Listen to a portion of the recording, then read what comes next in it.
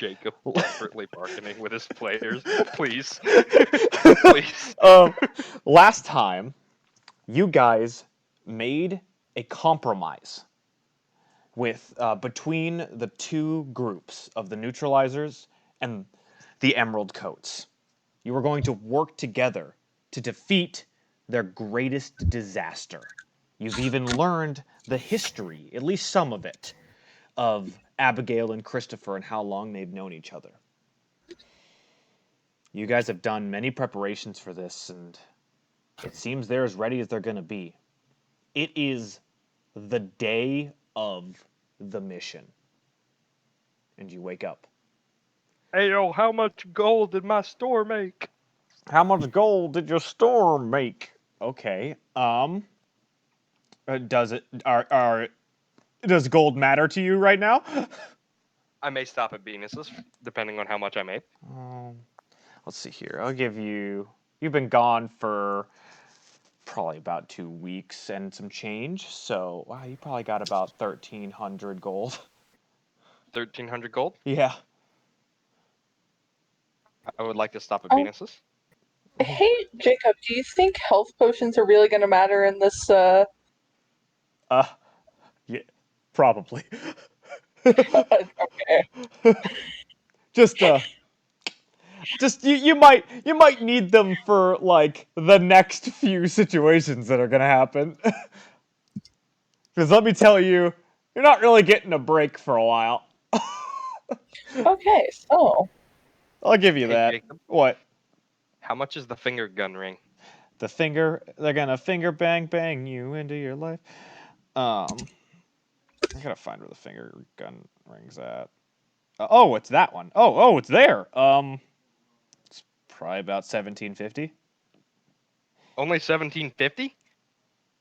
Yeah, I'll say that. That's fine by me. Yeah, fuck it. I'll take it. Alrighty. Jacob, I'm stupid. How much are potions again? 18 for the weakest, 45 for the next, and then it just goes up from there. No point. It's like Hold on. 900. No, not 900 for the third. Probably higher than that. But why? What ones are you looking for specifically?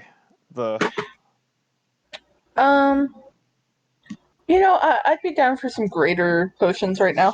So yeah, those are 45. Okay, hold on. I need my calculator. Okay. Oh yeah, Matthew bought I'm not going to worry about the item store for marking things down right now.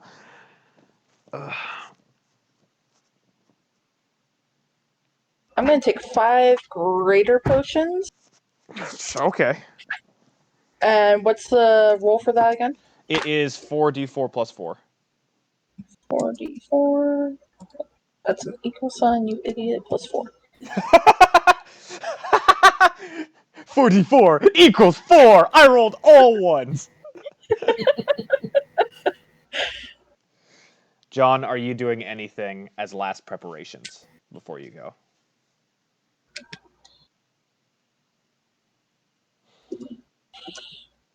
I was going to say, Jazz, you bought those potions, right? Yes, I just bought those. How many? I bought 5, and I still have 3 minors as well. Not in a bad situation. I'm sorry, I got called away. That's fine. So I don't know what's been going on for the last minute. Jazz just bought some healing potions, and I'm seeing what John's last preparation is. Okay. Where did my pencil go? Now I can't find that pencil. Okay, well, whatever. What?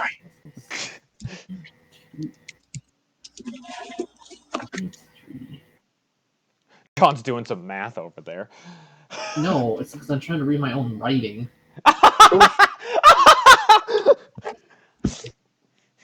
I've been there, buddy. I think I still got 3, I think, from what I assume is a 3?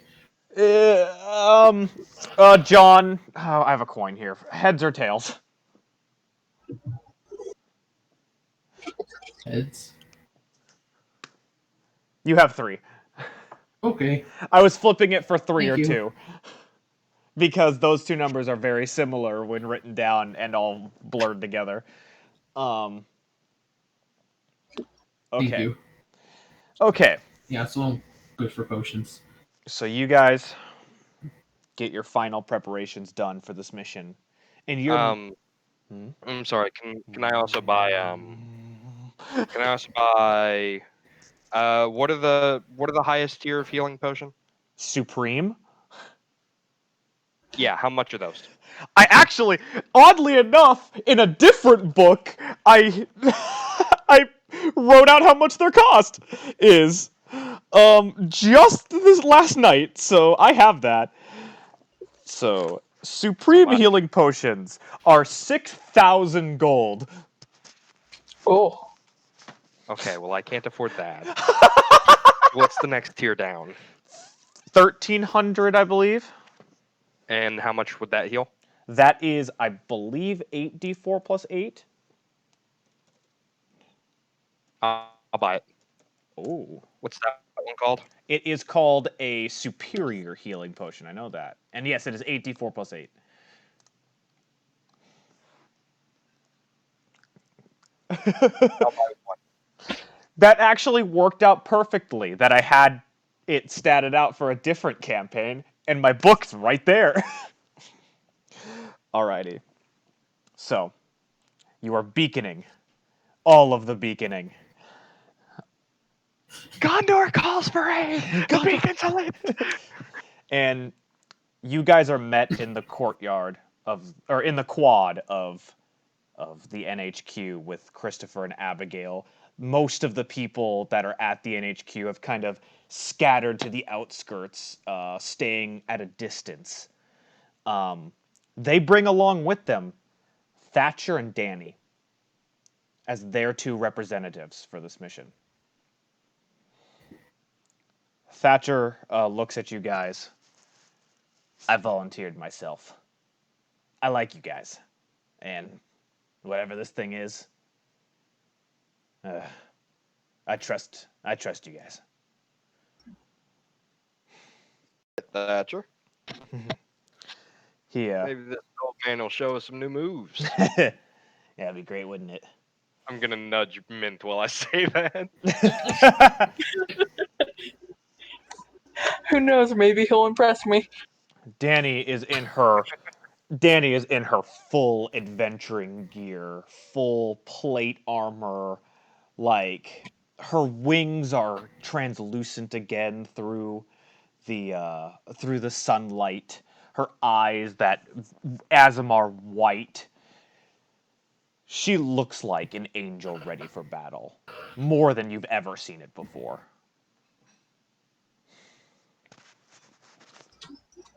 And you're escorted to the portal room. Miles already has it set for you guys. Okay, hold on. I'm fucking with my spells. I almost said mint. Roll. Roll to resist. Miles has a weary look on his face. You know, he trusts that you guys are going to do what you can, but he's worried for you. He's heard the stories. I'm gonna pat Miles on the shoulder. He gives you a smile. Just, don't go down.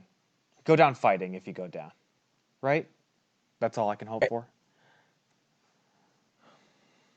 Hopefully, an honorable death. Hey, Miles. Yeah. They'll need good luck to touch me, and I'm gonna cast Mage Armor on myself. It lasts for 8 Yes, hours. it does. It does last for 8 and hours. that goes ahead and boosts my AC from its shitty 14 to a nice whopping 17. It's not terrible. It's not terrible. Abigail looks at all of you, and there's just like anguish and pain and upsetness in her face. She's not even trying to hide it.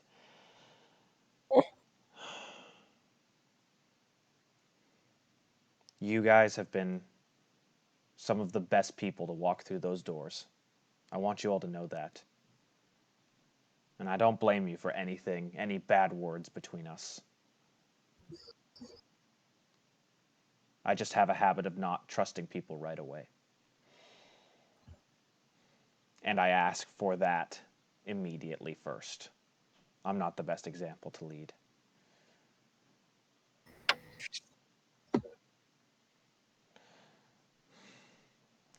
Christopher looks at all of you and gives puts a hand on Danny's shoulder as like a sign of camaraderie. It is time. You'll all do wonderfully. It is time. And the portal is left for you all, for the 5 of you to go through. I'm gonna give Abigail a hug and tell her we'll make it back. She gives you a Now- hug back. Can the 2 people who aren't hugging Abigail roll me a perception check? I was actually going to be doing something else at this time, Jacob. Well, then John, roll me a perception check. Well, since Matthew's distracted. Okay, you don't notice it. Okay, what up, Matthew? I'll have to ask you if I can do this, Jacob. So with Find Familiar, I was able to summon Dimp as a familiar. Yes. And I've also been able to summon Scruff. Yes. What I would like to do is I would like to summon Scruff in his Mastiff form. But I want to replace his tail with Dimp's scorpion tail and give him bat wings so he can fly. It's not a spell meant to mix and match. It's not like a druid or ranger thing. All right, I just wanted to make sure.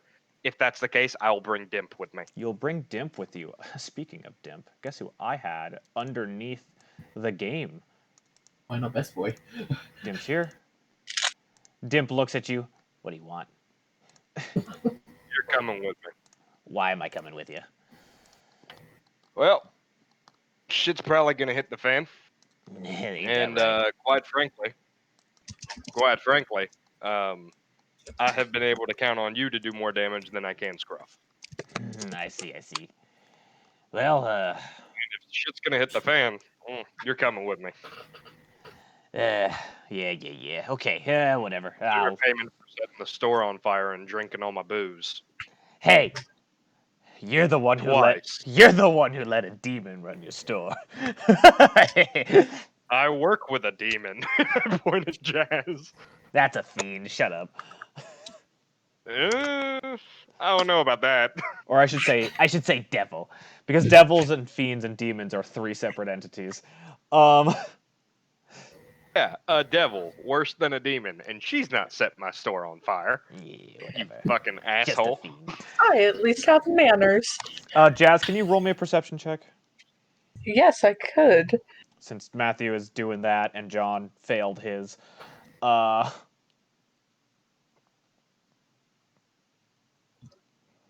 Give me a sec, I'm setting it up. Ooh, yeah. As you back away from the hug, you see a single tear roll down Abigail's face. Oh. And do you guys go through the portal? Yeah. Alrighty. I'm gonna wait for everybody else to go. Everybody goes before you. Oh, that's a shame because it seems we're both waiting. Yeah, you and Borman just stand there at the door looking at each other like, you gonna go? I pop my head through the portal. Guys. I'm gonna push her head back through the portal. Then I push Alex in. No. Alex comes through the portal stumbling a bit as he got pushed through, and you see Borman's hands come through only. Borman looks back like Abigail. I'll drag him back if I have to. She gives you a curt nod. I'm jumping back through the portal. You John, you jump into Borman. You literally jump back into Borman, just hit his mass as he walks through the portal. Very quickly, I'm just gonna toss a sandwich through the portal. Nobody was expecting it. It just hits the ground. It's wrapped. I mean, yeah, it does. It's just like you can kind of hear it through the portal's swirling energy sounds, just the sound of a wet as the wrapper hits the ground. I Christopher. take it now that Borman has walked through, the portal closes. Yes, it does close Okay. this time. You As Borman is just pushing you through with his math. Son of a bitch! I had one more person to talk to. Asshole. you arrive. It's now the time to start. Borman flicks you on the forehead. It's now the time. It's now the time. I suppose not.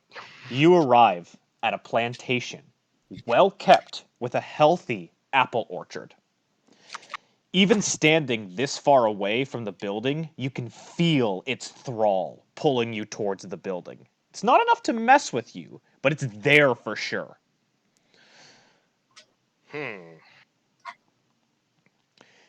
Danny is gritting her teeth from the feel of this energy, and Thatcher Good.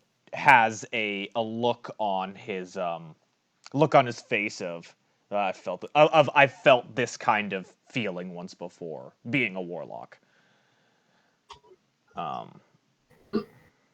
And he looks, and he kind of he does that thing where he takes Danny's hand and cups it with both of his and is like, I know. And he looks back at the rest of us.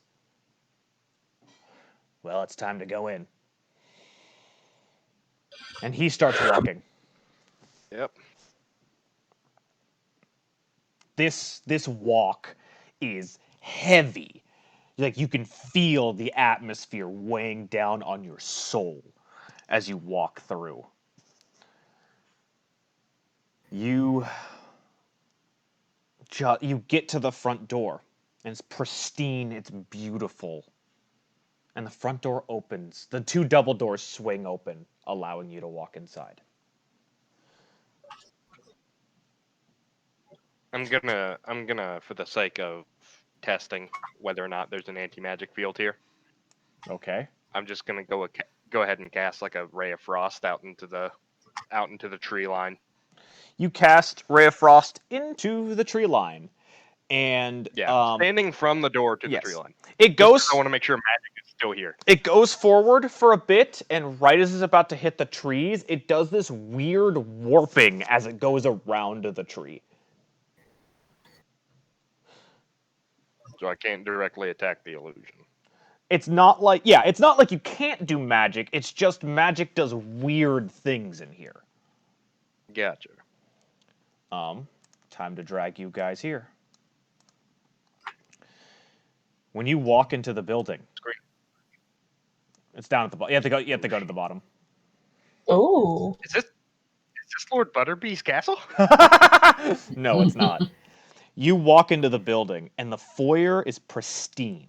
Marble columns, dark oak woodwork, a granite floor, golden chandelier, the red carpeting, and directly in front of you across the room is a door with a name above it. But from your distance, you can't quite see what it says. Dimp, go up and read that name on the door. All right. Dimp flies up to it. And I gotta roll. Do I need to roll for Dimp? Nope. It says Danielle above it. Danny, your door. She walks. Do all of you walk together to the door? Oh I'll yeah, just I'm gonna walk with Yeah. with her. Okay, I'll just take your entire group and do it right now. She goes forward and hesitantly reaches a hand out. You can see her muscles tensing as her anger, her feeling of this evil is getting to her a bit. and she opens the door and steps in, and the door slams shut behind her.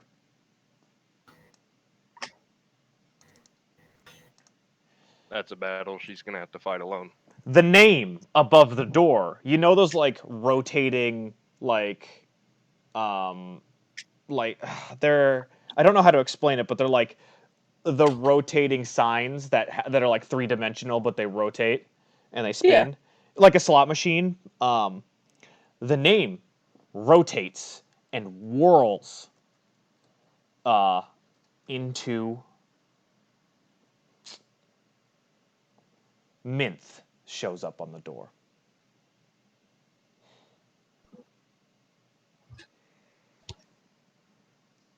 Hey, before you go, Yeah.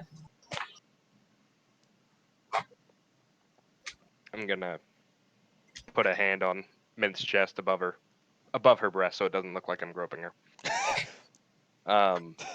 Can you cast Mage Armor on somebody else? Can you? Yes, you can. Yes, you and can. it's not a concentration. Nope, it's not. Mint. What is your AC? 15. 15. Your AC is now 13 plus your dexterity modifier. Woohoo! 17. Mm-hmm. Why was your So AC? now you have 17 Wait, AC like me. what armor do you have? I don't have armor. It's just natural succubus armor. Or AC, I'm sorry. What the fuck? Okay, that's why. Okay. Anyway, Yeah, I yes. was about to say, because the spell doesn't work if you're armor. Yeah. You do that, and she gains the. You see the mage armor. You see magical ethereal armor form around her. It's whatever Jazz's preferred armor type is. So. Actually, it's completely up to me what the Oh. armor looks like. Do you design it based on what she wants? Actually, the way I'm gonna shape the armor, it's gonna look like there are small Lapis Wisps going up and down her arms and throughout her whole body. That's incredible. So it's just a constantly flowing lapis. Basically, looks like you're wearing. It looks like somebody put LEDs on strings and started spinning them around really fast on your body. Ooh. Nice. Mint takes a deep breath and she just says, thank you, Alex. And then I'm gonna go through the door. John, Before before you go she through. goes, yeah, let John do his thing. I saw him step towards you. What does Borman do? Before Mint goes through, Borman hugs her. Aw. Aww. Mint hugs him back. Don't Alrighty. have us to hide behind. And Remember that. you step through the door. Ah! I tried to take you, and then you took yourself beforehand. The name Jesus, now he's in control. spins again, and it lands on Benedict. Not Borman, but Benedict. All right, Big B. You want a little blessing, or you? It's like you can hear Borman whispering something. That son of a bitch. Can't really tell what it is. That son of a bitch. Hey, Borman. Unless he rolls perception to hear what it is, but he looks to you. Alex is just kind of gonna sheepishly rub the back of his neck and go, "Look, I know we don't get along. Who is If anything happens, doing shit? I hear stuff pouring out of things.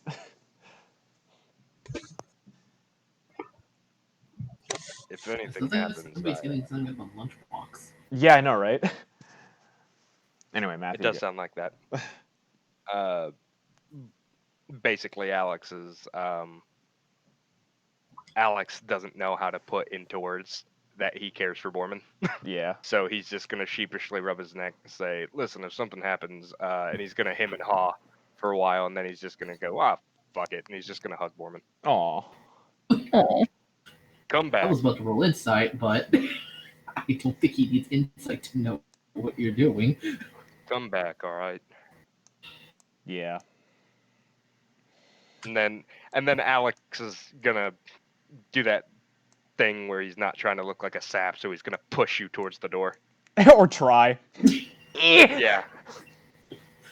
I can roll to push Borman if you Fair, want. do it. Just for fun. We'll roll strength to see how if you know. Shits and giggles to see if you could. Oh. That's a 2. Your arms are kind of noodly, and you're just like, eh. I just cast 2 mage armors. That's fair.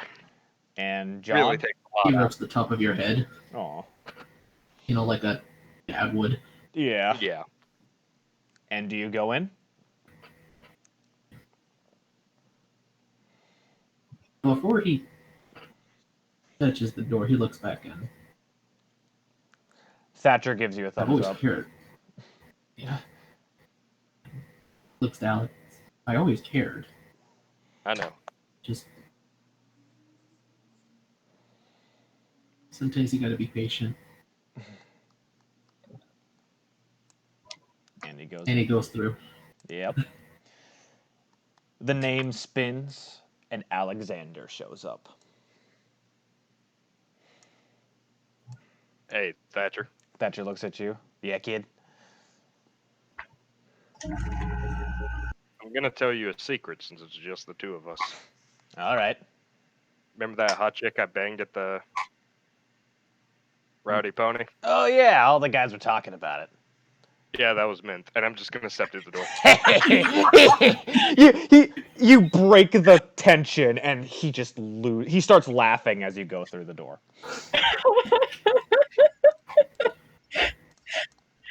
And then Thatcher. And as he goes through, you probably hear Thatcher saying "jackass." Jackass.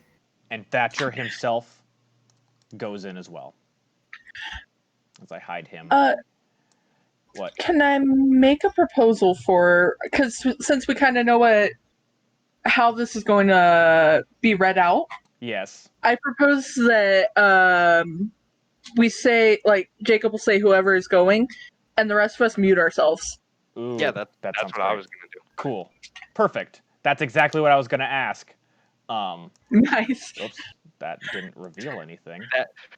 For once, no passive aggressive comments in the chat, no jokes in the chat, full serious, full mute. So, Okay. all 3 of you walk into the same room alone. It is a lounge with a couch, a fireplace, a coffee table, hot cup of coffee steaming, or tea, depending on what your preference is, and a man in a black suit sitting in a chair across the couch. He can't really sit in it because it's an awkward shape. Is sipping from a cup himself. Ah. Oh, that's not Ah. terrific. Hello. And he says all 3. He says this at the same time for all of you. Alex, Minth, Borman, or Benedict. It would be at the same time, but I can't do that without editing. Please, take a seat. And he motions to the couch.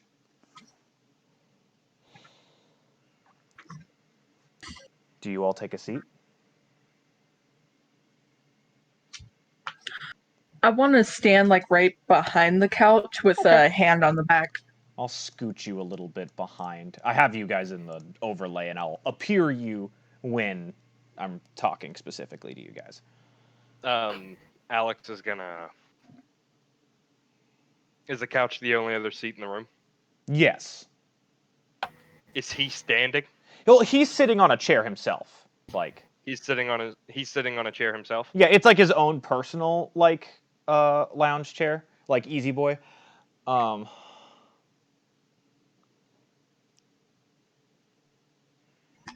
he's watching all of you patiently. I kind of like your chair better. He stands up and motions to it respectfully. All right, thanks. Just gonna sit in his chair. Yeah, that's fine. Power move, sit in somebody else's chair. You go sit in his chair. He looks at you, Alex. The seat doesn't matter to me. And John, what about you, as Borman? Do you sit on the couch? He just stand there. Okay, Just you'll gestures. stand there, kind of behind it as well. Yeah. He smiles. My name is Graham. And let's talk. Tea? Coffee? Cider? I prefer warmer drinks. What catches your attention? As he's...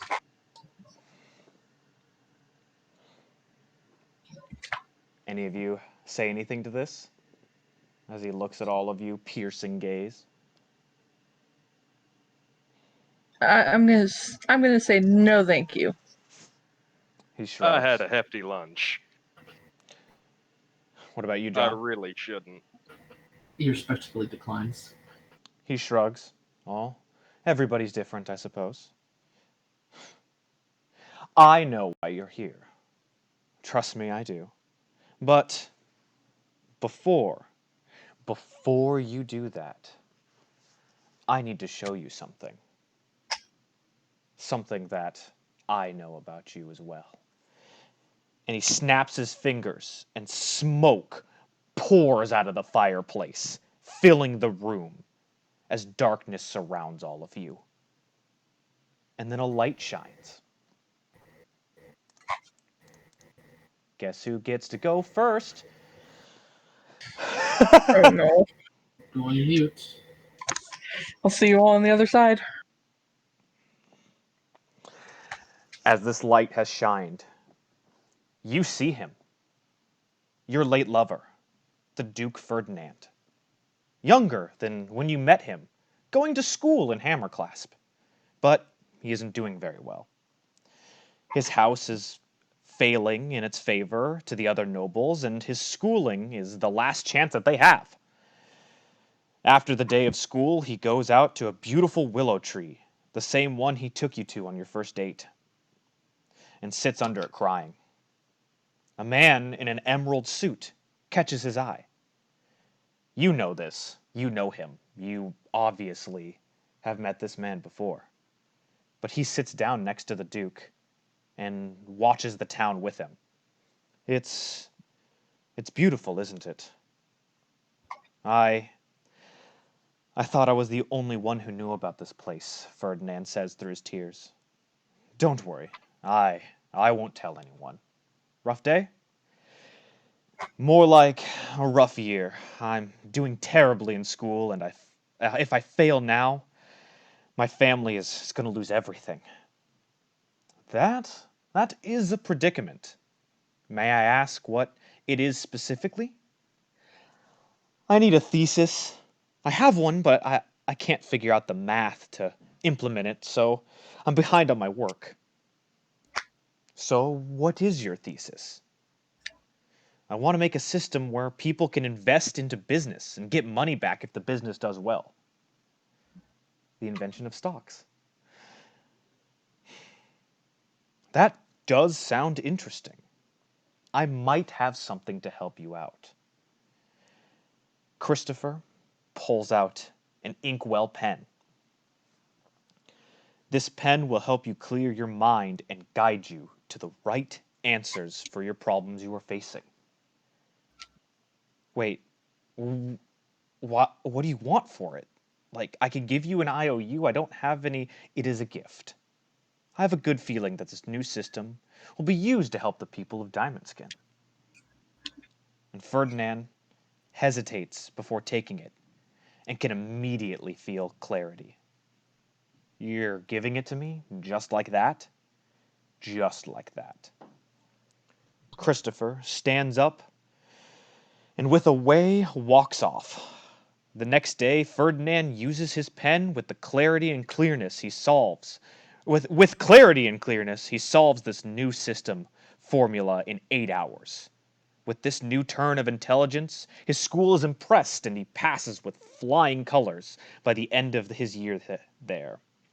His family recovers from their bad reputation, and the system is put into place, effective immediately after he graduates. A few years later, he is approached by some of the nobles during a social event, and they are immensely inspired by his new system. They have put their money in as well. After some drinking and talking, one of them brings up a way he can profit off this new system. The way is a bit dirty, but under the pressure of each of these guys, he caves, writing an edit to the system to increase profit for him immensely. And after this time, when his riches have swelled, Minth, you have met and fell in love with this man. You know him, and you've missed him dearly. Years later, when he has gathered his fortune, and after your love had blossomed beautifully, things went wonderfully until that fateful day. And you know the one. You were on a job, and Ferdinand was working late that night. It was a warm day and cool air and the cool air of the night feels wonderful as he leaves his door open. And a figure appears in the windowsill, and with a familiar cat tail, waves gently. Tessa's eyes appear in the darkness, and she stares at the pen. Let me guess. You're here to kill me. It's not my intention. I'm here for the pen. No. No. This pen is going to be buried with me, since it has gotten me this far. You have abused it, and my employer has taken notice. I can pay triple whatever your employer pays you. It's not about the money. It's about the mission to stop those items from ruining civilization. Then you'll have to kill me to get it. And with a quick motion, a dagger is lodged into his throat, and the pen is taken into the night. Graham stares at you as the darkness appears again, and you two are just standing in the inky blackness. Well, you know what happens after this. What does Minth say? Why are you showing me this again? I'm showing you that the people that you have allied yourselves have also doomed your life into this way that you are living now.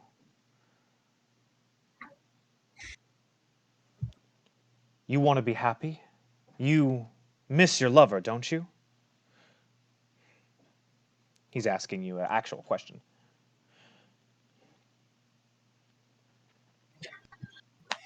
Miss not going to answer to that one.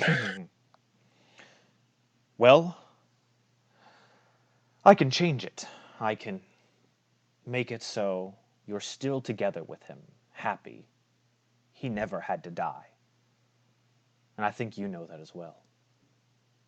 And obviously, that assassin, that scout, that person who works with you also knew that, but killed him anyway.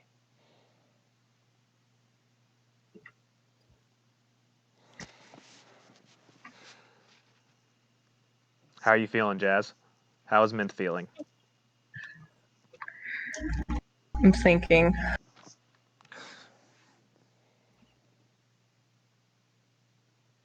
Do you want me to roll an insight check for me? You know what? Yes. I'll give you something to do because you were kind of stuck in analysis paralysis. Yeah. My insight's not very good. You're uneasy as you've seen this memory, but his deal kind of sounds good.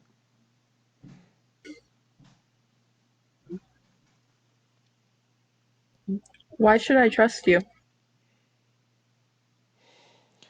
He snaps his fingers again, and an image appears. And it's modern day you and a little bit older Ferdinand. And you have a child. And he smiles, because I can make your fantasy a reality.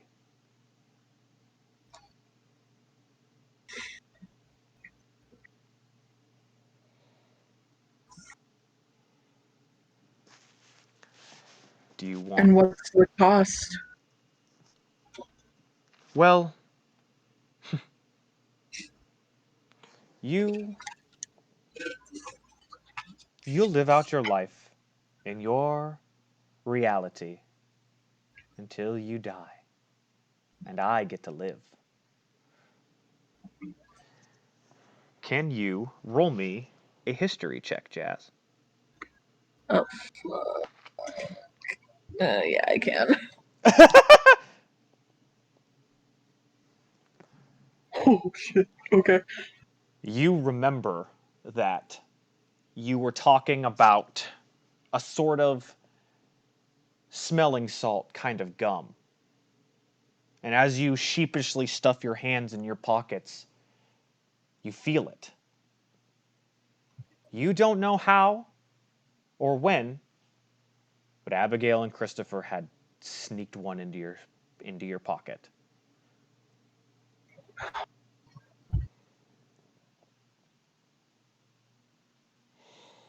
What do you do? I'm gonna take it and put it in my mouth. You take a bite of it, and a rush of all of the memories of you meeting Alex and Borman fill your brain. It pushes away the image and want of a different reality. And it shows you that what you have right now isn't so bad. You can think clearly again.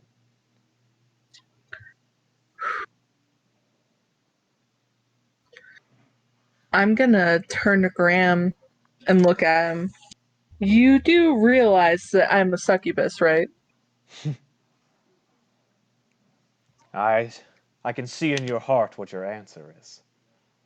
No worries. Let's hope your friends had a similar situation. And the room reappears. Yeah. So there's that. Borman, you see your light. Standing in front of you is a lone Borman. He is surrounded by dead foes and allies alike. The blood flows through the cracks like a river of crimson, and you recognize this scene. It is a historic battle from decades past that the general you served under survived to tell the tale. He holds his weapon limply as he walks through the destruction in awe. He stops dead in his tracks as he spots a man in emerald looking over what happened in similar awe. You know who this man is. Your people really fought to the last man, huh? Who are you? Are you with the enemy? Borman, the Borman, raises his weapon at Christopher. Calm down. I'm no enemy. Plus, you are in no shape to fight. I will fight to my last breath if I have to. It's okay, Morrison III. My name is Christopher, and I've seen your people struggle for independence, and I want to help. How did you... Ugh. I guess it doesn't matter. We won this battle, so we don't need your help. Obviously you do.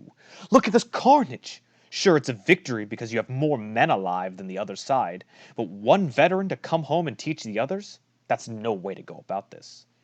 Yeah, but how are you going to help? A treaty? We've tried that before. No. Please. I don't think your people so naive. What I want to do is give you an item so you can get the advantage in any battle you are forced to fight. You really have such a thing?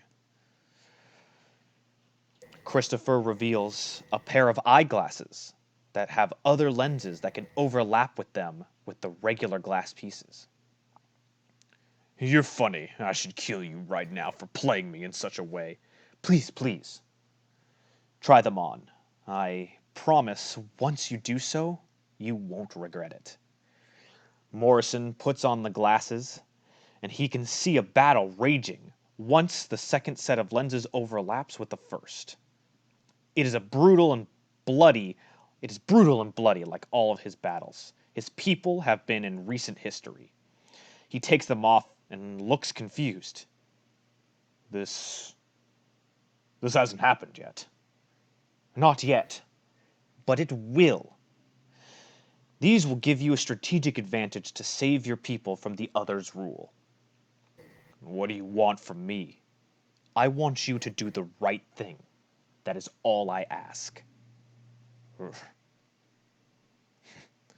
I think I can.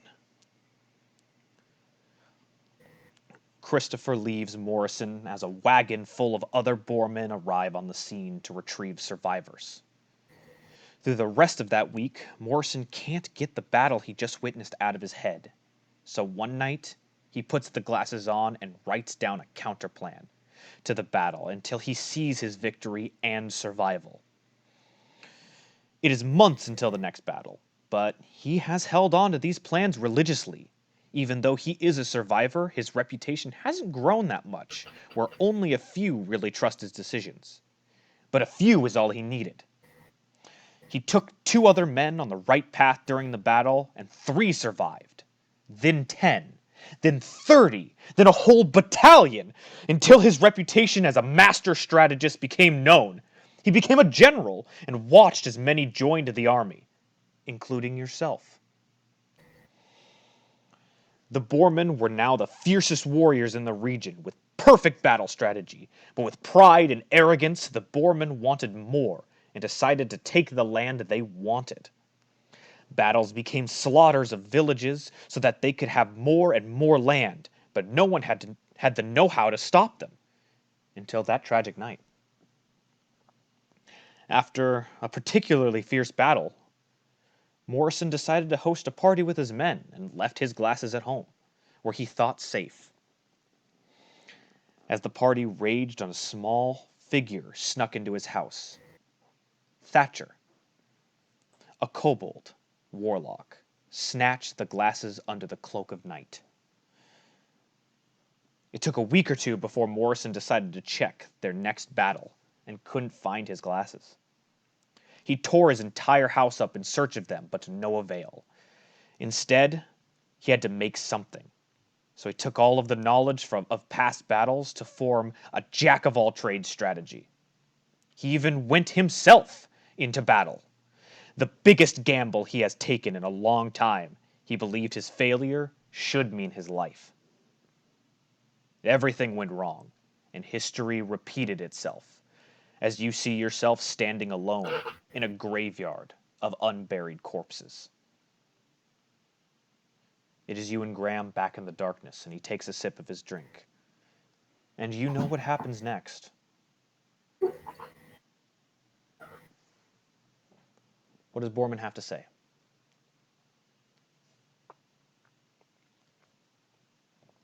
What is Boorman's reaction to all of this? He just takes a deep breath and lets it out. Mm-hmm.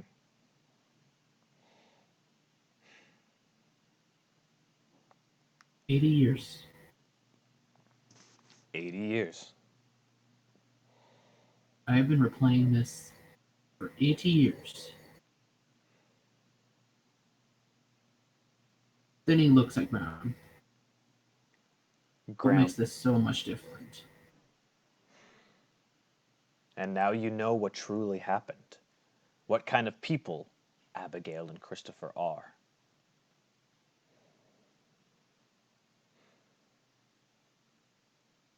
I can change that for you. You can walk away with your friends. That battle could be victorious. And you won't have to feel this guilt.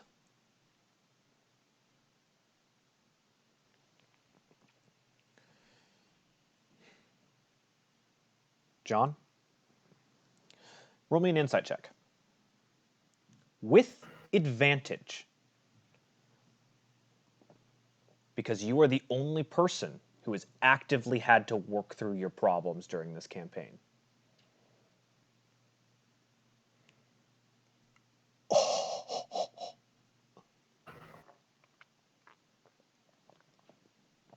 You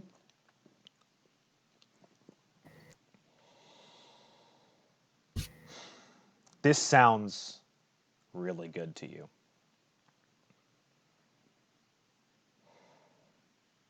Now I know Matthew is going to say that he's worked through his problems as well. Kind of. He doesn't get a disadvantage. I honestly should have given Jazz a disadvantage, but I didn't. But so, how does this sounds good to you? Kind of. You're feeling it. You're feeling it. What do you have to say?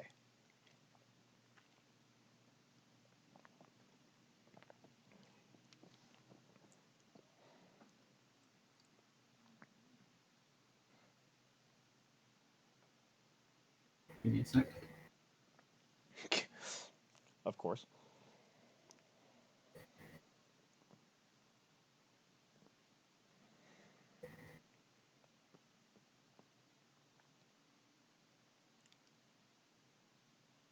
Be able to see them again.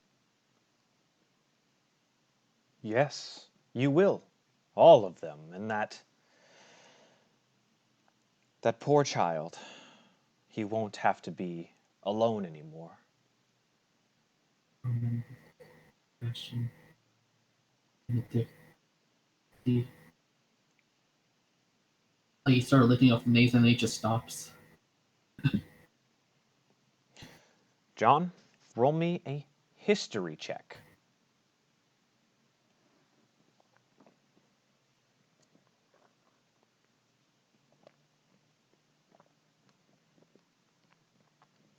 And you feel the missing bracelet.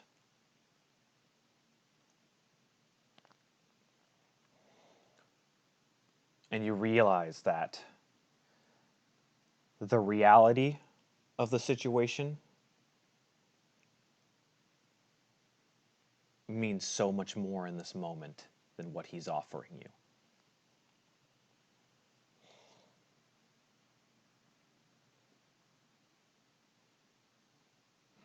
So what do you say? Foreman, like, clutches his hands and looks defiantly at Graham.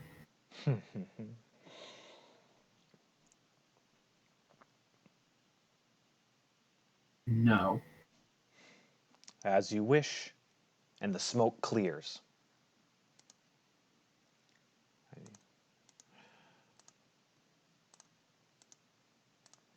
Alex.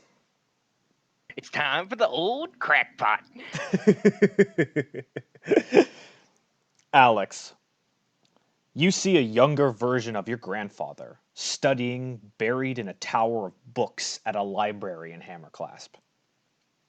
Almost 24 plates and cups are scattered around, as he has seemingly been living here for the past few days.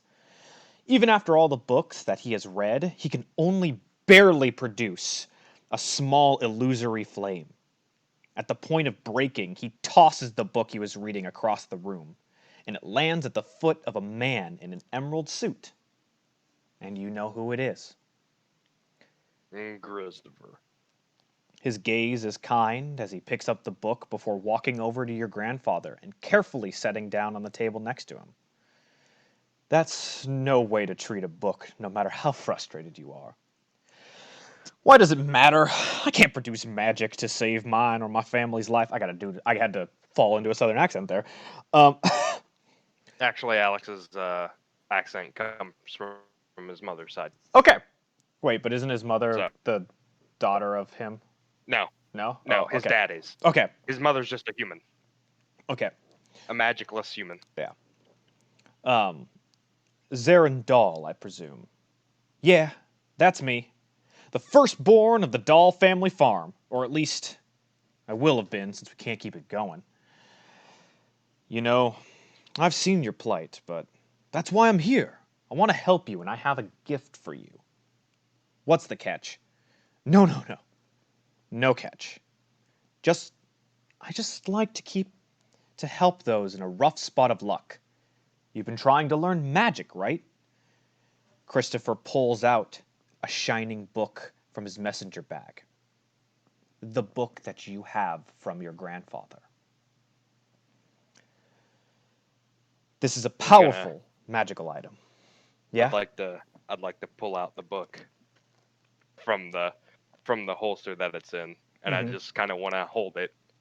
Like at this point, I have just removed it from its bandolier, Yeah. and I'm hunched forward, elbows on my knees, book in my hand, but the book is just facing down towards the ground. Oh, I know, you're doing the Slavic squat. No, I'm no, sitting in the chair, but okay, in the I'm chair. Yeah. intently watching this. This is a powerful magical item, and it allows you to cast any spell your heart desires, as long as you have an understanding of it. Looking at the books you have here, I don't think that will be a problem for you. He sets the book down in front of Zarin, who looks at the obsidian and gold-colored book, wide-eyed. He slides his hand along the beautiful markings and opens it up. The pages start out blank, but as Zarin thinks of create water, the spell and how it is used appears as if it's already been there. I promise you there's no catch. It's your choice to use it or not, but I will leave it here. I feel I can trust you with it. Christopher leaves him alone, and Zarin takes the book home with him. But it is a few weeks before he even first uses it. In a matter of days, the farm is green and lush, producing the most delicious vegetables in the entire town. Word spread quickly of Zarin's amazing magical prowess, gaining him and his family fame and fortune quickly and for years to come. Doug Dimmadome, owner of the Dimsdale Dimmadome. I'm Alex Dimmadome, heir to the Dimmadome fortune. You now see Zarin on his deathbed. His only son and his husband. Or his, I have it written backwards in here, so excuse me. His only son and his wife and their 3 kids stay beside him. His daughter-in-law is crying as his 4th grandchild will never be able to see his grandfather. And his son is doing his best to console her. He decides it's best to take the family out of the room so as to not stress Zarin out. And after a few minutes, a slender woman walks in and sits beside him. She smiles warmly. It's similar to Christopher's smile. And you recognize that smile all too well. As it is Abigail. Who are you? Are you here to take me to the next life? No, Zarin. My name is Abigail, and I'm here to help you one last time before you pass. What are you going to do? I have a proposition for you. A man named Christopher gave you a powerful object, right? And you have done wonderful with it, so we haven't met yet. I can split its power to give your living family a magical inheritance of sorts. What do you mean? Well, instead of the threat that someone may find your book that isn't your family, I can place the power inside your family. That sounds nice. What about What about my unborn grandson? I will work with what I can do, but I have no idea how well it'll work. Please, give my family this one last gift. Of course, and rest well, Mr. Doll. Zarin weakly hands the book to Abigail, who with the flick of a hand pulls out the magical energy and sends it out the door into 5 distinct gifts. Zarin closes his eyes one more time, and this time the Raven Queen herself takes his hand and leads him to the astral plane. When his family comes back in, Abigail is gone, and Zarin lays peacefully after leaving this world.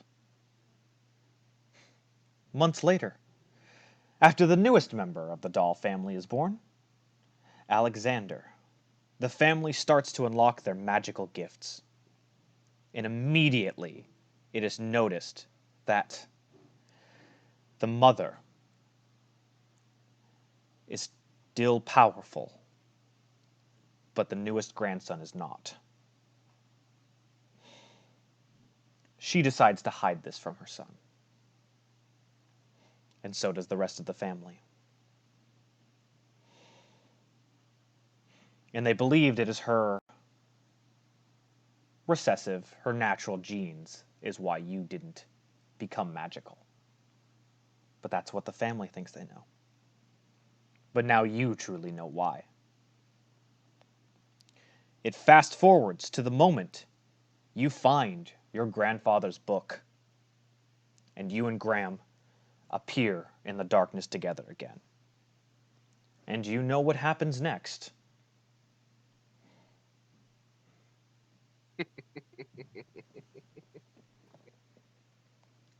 Alex is just chuckling to himself, but you could see tears are coming down his face. It's not hard to notice. Mm-hmm.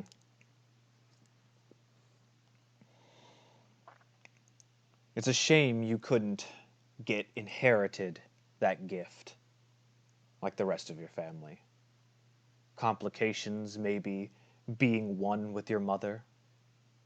But I can change that. You can be born with that magical power. As he says that, I'm gonna fucking deck him. You absolutely wail on him. And he just, like, you hit him, you feel you've hit something, but he just kind of flickers and goes back to normal a few inches away from your fist. He just kind of looks at you. I seem to have struck a nerve. You don't know me. You know what I want, but you don't know me. And Alex, point blank, is gonna cast fire or lightning strike right on him. Oh, you cast it, and I'm aiming center mass. you hit the body, but it breaks through like a hologram. Like you shatter like a light a light thing, like you fragment light basically with that, and the lightning bolt continues on into the darkness, and there's a big gaping hole in his chest, but there's no blood or anything. It just looks like a hologram turning into what is Graham, and he looks. I see you've already made your choice. I've not made my choice. You're just trying to give me the coward's way out. I've worked for what I have, and this book be damned. And I'm gonna take my grandfather's tome, and I'm gonna rip the pages out and scatter them in the air. And I'm just gonna chuck the book into the fireplace. As you do that, the smoke starts to dissipate, and you start seeing the room around you, and and the bookshelf behind Graham is completely obliterated, from your lightning bolt. That's fine. No, I'm not saying it's a problem, but you see what you actually did, and he looks at you. I've not needed a damn thing from him or her. This entire fucking time, I have worked my way to this position. I have made myself Alexander Dahl, the most powerful wizard in the goddamn country. And I take wizard with pride. He gives you a curt nod, and all of you see him walk to this next back door. I now have to mark off a third level spell slot. And a first level spell slot. And all of you see this now. You can all unmute yourselves. And he goes to open the door and walk through it. Well, if that is your decision, come with me.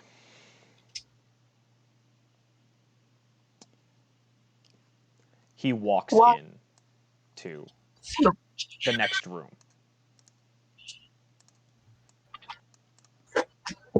Do all of you go through it? If you look, I'm gonna walk up. if you I'm look gonna for the walk up other to door, the couch first, okay. and I'm just gonna kick it over and say, "Fuck your couch." Walk through the door. If you look to the other wall, you can see that the door is gone that you walked through. Well, I guess I don't have a choice. I'm gonna go through that door. Going through the door after kicking over his couch. Fuck this guy. Borman. Borman goes through as well. Borman is like that weird, like, twitch, and it's just like, it just walks through. Do we all see each other, or are we When all still you alone? come through the next room, all three of you are standing. It's revealing the place. Give me a second. Please reveal. No, it didn't reveal, you fuck. Reveal areas. Hey, Jazz Borman, while he's revealing, can you guys roll general perception checks for me? Did you say nah? Yeah, he did. No, I didn't. Oh, you didn't. Okay. But all of you appear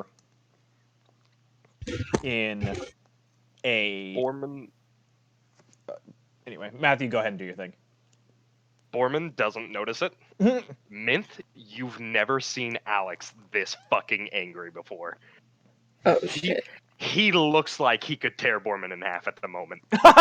With his bare hands. He looks so it's like the look he had on his face when he blasted Borman with magic missile. But worse. But like 100 times worse. So he looks ready to kill. So Mint recognizes, like, Alex is pissed, but she hugs Borman 'cause she's just really happy to see everyone made it through, and just kind of really lightly touches Alex's shoulder. You do look around and realize Danny and Thatcher aren't with you.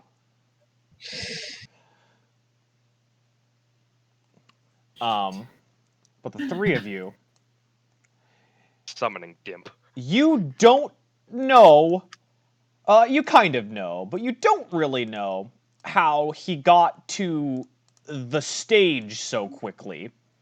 But he looks... He stands there, and you're all in this big amphitheater.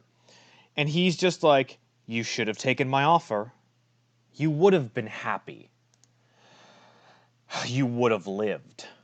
But now, I have to kill you. And he transforms into a massive undead dragon on the stage in front of you. Everyone roll me initiative. Bruh. Borman just sighs, just like, fucking expected this. The son of a bitch was from Mint, by the way. Yeah, I figured as much. Matthew, is that your initiative as a 6? Yeah. Oof. Oh wait, I have a +1 to initiative. Oh shit. Myth goes first. For now. Oh wait, no, it'd be a 7 because the robe gives me a +1. Okay, still.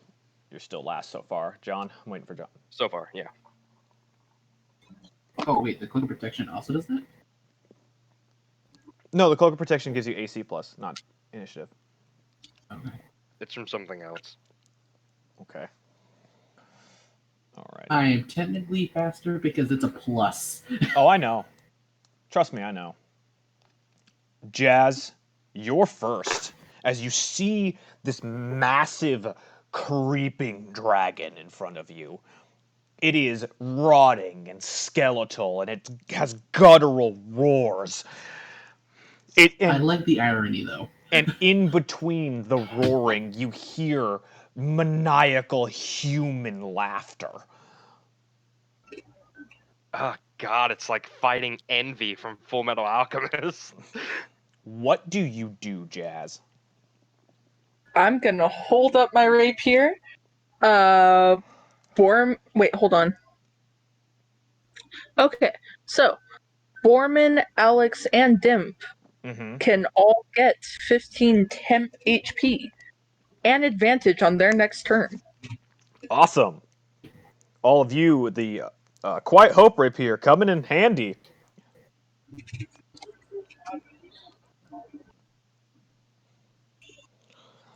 And then, let's see. Hold on, I need to do some measuring here.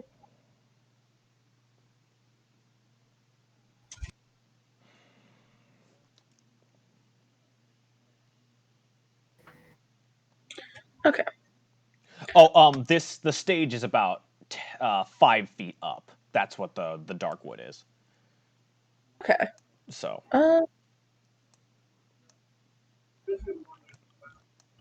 I'm gonna fly over to about here.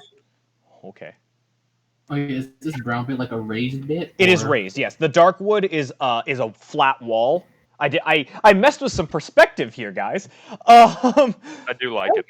And it is about 5 feet. No, flies go away. My food. Is that your turn, Jazz? I suppose it's big enough we can see over the pews, can't it? Yeah. Yeah, I mean, then that's you gonna can be still my turn. attempt a bonus action hide, but She already bonus action to use Quiet Hope. oh, I see. Yeah. All right. Wait, I Borman, thought I could use that as an action. Oh, is that just an action? I thought that's what I was on think the you can back. attempt to stealth, just in general. Here, let me pull up the magic shop item again. I can look it up. I can look it up too. So, let me see here. Quiet Hope is.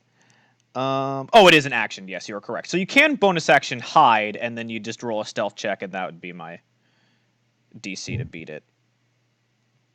I realized how hiding works, or I did some research. And you said it was a stealth check? Yeah. You have high stealth, so, like, that's pretty good. Cool. John, it's your turn. Yeah, so I'm switching to the good stick and my shield. Okay. And, well, You rage? barbarian things. Yeah, you rage. Cool.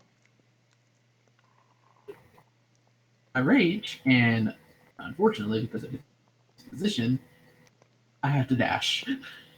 Unfortunate. That's John's turn. The dragon, laughing his maniacal laugh, in front of him, blasts that black. He blasts that black smoke, This is fucking big. billowing from his mouth as it fuels a 60-foot cone in front of him. Everybody, make me an intelligence saving throw. Well, 24. Good job. I figured you'd be all right. 17. Jazz? 15. John and Jazz, you take the full damage. Matthew, you take half. Is this necromancy? No. Everybody. Is this necrotic damage? Whoop. No, it is not. But also, Okay. everybody roll me a d10. I'll talk about that in a second. All of you, the smoke fills your head and mind, and it hurts, and it stings, and Borman and Minth take 25 psychic damage, and Alex only takes 12. Dimp also needs to make me a save, too. Dimp. His Psychic. intelligence. Oh god. All right. Here's Dimp's. He dies. He's gone. He poofs out of existence. How much damage total? 25. It's exactly enough. I checked his health. Oh damn. Yeah. Yeah, it is. Dip looks at you, holding his head, and his head just explodes and he vanishes. So Alex sees this out of the corner of his eye, doesn't fucking budge. Yeah. Alex. Not even a fucking blink. As the damage is racking through, or as the psychic pain is racking through your brain, you can see it. You see Miles studying in his home and the explosion that leveled part of his town.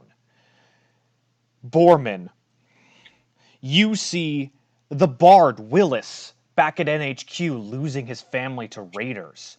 And Minth, you see the war that ripped the city of 5 centuries apart. Oh my god. And Alex, it is your turn.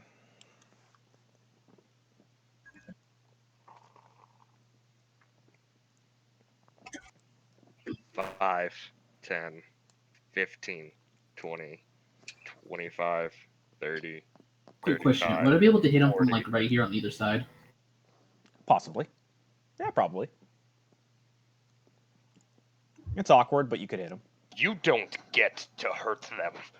And this is out of country accent. This is Alex speaking like his grandfather. Mm-hmm. Alex is gonna take some phosphorus out of his components pouch. Yeah. And fuck, I gotta. Where's the spell? It's just a piece of phosphorus out of his components bag, and almost like he's tearing open a curtain, he's going to draw a line. Mm-hmm. It's how big is this line? It's a 60 feet long. Okay, so that'd be 60 foot long, wide, or okay. from here to here. I'll put it at 55. Yeah. The burning end will be towards Graham. Okay. Wall of fire. All right. Yeah, I'm gonna cast this at 5th level, Cool. and that burns my phosphorus. Do I need to? What kind of save do I need to roll? Dexterity? You make a dexterity saving throw. All right, I got a 6. You failed, so you're gonna take 68 plus 10. This wall of damage. fire basically severs 36 fire damage. Graham in half, and you see the holographic effect that you saw earlier, Matthew, shatter its body, and it's trying to reconstitute, but the wall of fire is stopping it from moving. The front half is still in front of you. 1 foot thick. Yeah, the front. And just for the sake of having it drawn, it is a wall of blue flame. Cool. The front, like his head is still through the wall of flame looking at you guys, but it can't really reconstitute the hologram as it's like, as the flame is there. Like, It's mockery. Is that all you can do, Matthew? I'm also gonna actually, I think that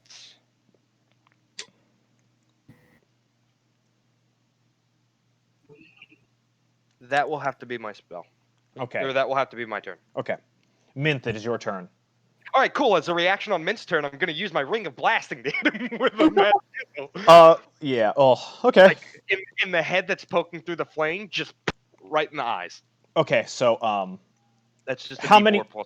Oh, So you're just doing one? Okay, so 4. I can only do one. Okay. According to the ring, I can So, only do one per reaction. You pull your ring out and you So shoot. it's 4 damage to You the eye. shoot. It's magic missile, right?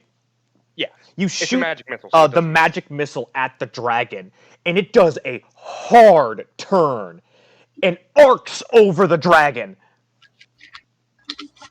Oh. Well, magic missile doesn't miss. Yes, Ooh. I know. Don't like this. I know it doesn't miss. I used its reaction. Fuck him up, Jess. So Jacob, you see where my arrow is right now, Mhm. right? Yep. If I move there, can I hit him from there? Yeah, you can hit him. I was making sure with the wall and everything. Cool. And I'm still hiding, and his focus is on, I assume, Alex and Borman. Yes. It's just that you got hit in an area of effect attack. Yeah, I know. I'm just saying that because guess what? Sneak attack, I know. Sneak attack. Yeah, cool. It's Stabby, passive. stabby. Stabby. Stabbo. How's that funny sound? Cool. That sounds really cool. She gets to double that sneak attack damage. I know. Oh. I know she does. Let's see what we Fuck got. this guy. So 14 on that. Cool. And then let me get those sweet 4d6s. It's really weird while you're poking your rapier at it. Like, normally you're used to when you're fighting and stabbing something, you're my used God. to the blade like having resistance because of being physical. But when you stab this, it kind of just goes through nothing, and the holographic part that you stab kind of explodes and reconstitutes. And is that your turn? That is my turn. John, it is your turn. Okay, if I climb onto this black brown part, would I be considered like in front of it, or? He is kind of standing in a spot you really, and because of Matthew's wall of flame, like you can, if you go around here and climb up here, you'll avoid wall of flame. But other than that, you can't really go through him. So if I climb up to like here, The Yeah. problem is that the fire is burning on this side of the wall. So if John goes through that wall, he has to take the fire damage. Yeah, true. But I mean, I guess technically you could climb up and be in the same spot as him, but it would be really awkward because he's not really there. And the width of the fire is 1 foot. Yeah. It's 1 foot thick. I And wouldn't. the way I have it is that if Yeah. anybody goes through that wall, they're gonna take damage. Yeah, I wouldn't suggest going through this. How tall is the wall of flame, Matthew? 60 feet high. And 60 feet long, so it's just a 60 Oh no, foot wait, I'm sorry. square? It's 60 feet long, 20 feet high, and 1 Okay. foot thick. Oh no, yeah. So John could easily like squeeze under here and get to the top without getting hurt. Okay. oh, I can. Yes, you could. So like right here. Yes.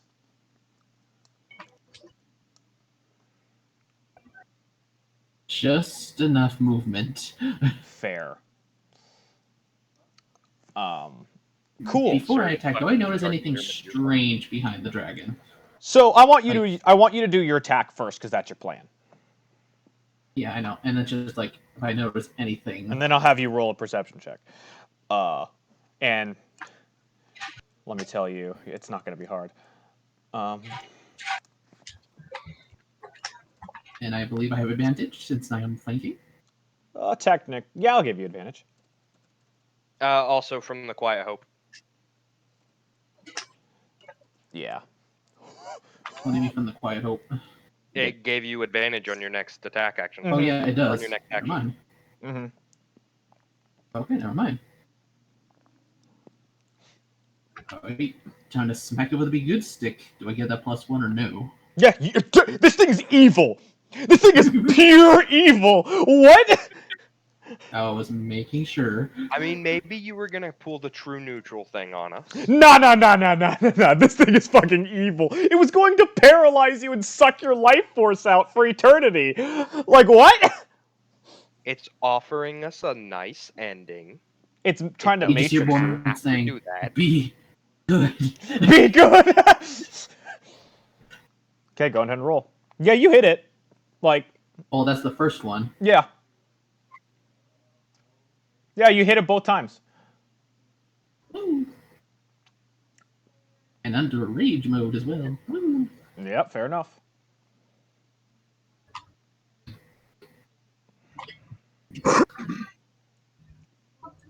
Go ahead and deal damage. Go ahead and deal damage.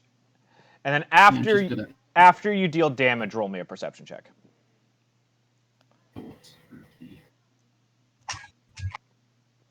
I forgot the /R. Yeah.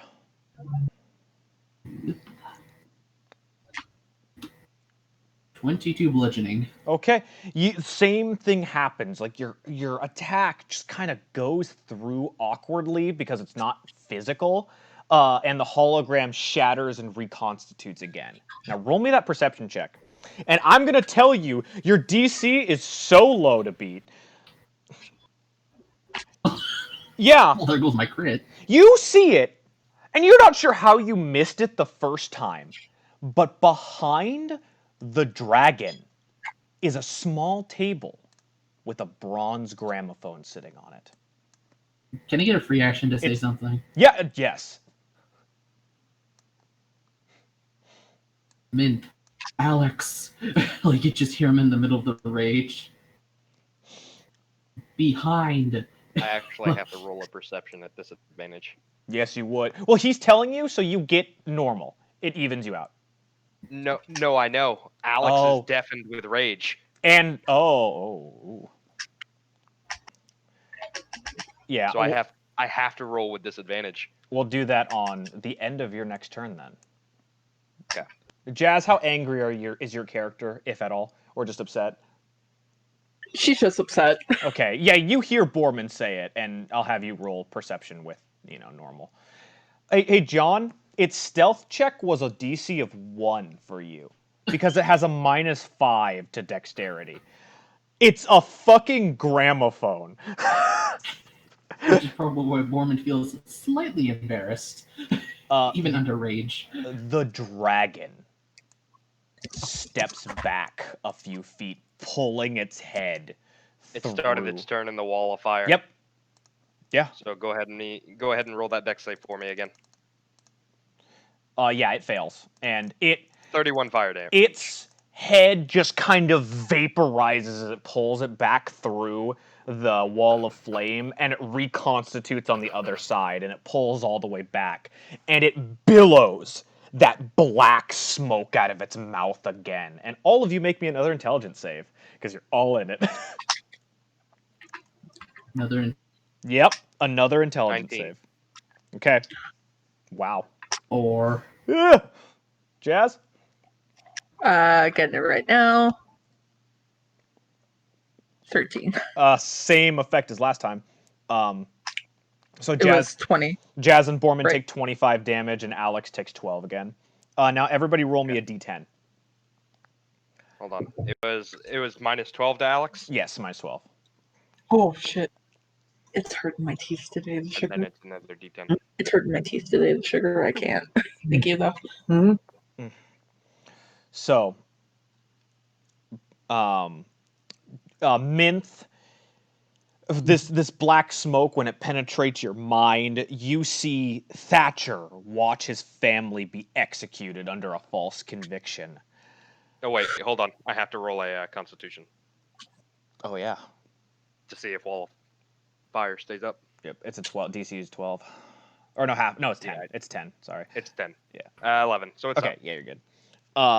But yeah, Jazz, you see Thatcher's family get executed after they have a false conviction that shouldn't have done anything to them. John, you see Tessa barely survive the arena as she got her freedom from being a slave.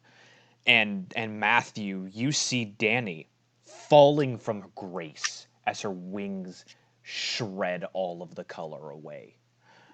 And now you understand why her wings are kind of see-through. Mm-hmm. Matthew, it's your turn. Cool. Alex. First I need to roll to see if I actually heard John or not. Mm-hmm. Would you say I heard John with a 9? No. I'd say you're still fucking angry. Well, then the wall of fire Mm-hmm. dissipates. Okay. Alex takes a running leap, Okay. or runs up to the stage, Yeah. climbs up. That'd be 20 feet of movement. Yep.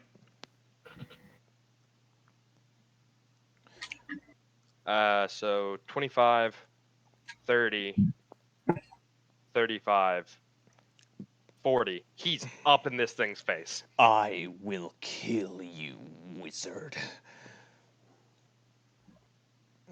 When you go to hell, tell him who sent you. And Alex is gonna reach into his components pouch. Yes. Alex is going to grab a chunk of... Fuck, where'd it go? Where'd it go? I just had it. Just a chunk of glass. Ooh. And he's just gonna throw it in a straight direction at the gramophone. Mm-hmm. Or straight direction of him Through going the dragon, yeah. this way Mm-hmm. to do Yeah. lightning strike. Yeah. Ooh, yeah. Is that a dex Or to save? do lightning bolt. That dex. That is a dexterity saving throw, yes. I failed it with a -3. Cool. So that's 8d6s plus 10. You do this and you hear a record scratch, and the dragon starts to kind of flicker. That's 40 damage. I love it. I love it. You hear the record, a record on the gramophone, kind of, and then it just starts playing with that, the looping record, just, and the dragon is starting to fade in front of you. And then as a... If Matthew can do it, or are you gonna do reaction? I'm going to do bonus action. Oh, okay. Because it's bonus action, or it's bonus action and reaction Yeah. is when I can use the finger gun ring, Uh-huh. and I had to read it back over. So bonus action, fire another dart. This one, Alex didn't hear Borman. He hit the gramophone by luck, Yeah. and he's gonna hit the dragon again. You went in a with the straight line, dart. like absolutely a straight line. I can't fault you Yeah. for that. So like when the dragon like flickered in and out of existence, Mm-hmm. as he was coming back to, just another fucking dart hits him right in the head. Okay, so you shoot. And Alex is just standing there with a finger gun, like yeah. through glass, finger gunned it like McCree throwing a flashbang and shooting it. Are you doing this for your bonus and your reaction on Jazz's turn, or can you? That's my bonus action on my turn. That ends my turn, and then when Jazz's turn starts, I'll reaction and do another one. Okay, then just roll 2 d4s and add 2. Yeah. Yeah. 5, perfect. 6, 7. All of you see the dragon shatter as the 2 pieces of, or the 2 magic missiles that Alex shot out, wrapped around again and hit the gramophone. Oh, I forgot about that. Stupid dragon. Stupid dragon. Should have just taken the hits. The gramophone, you hear a loud cracking noise as the record cracks and creaks and splits into pieces across the gramophone. The mechanism spinning that would spin what would usually be a record is going out of control. And the whole machine explodes. And you're surrounded in white light. Is there... And that's where I'm going to end the session for today. Okay.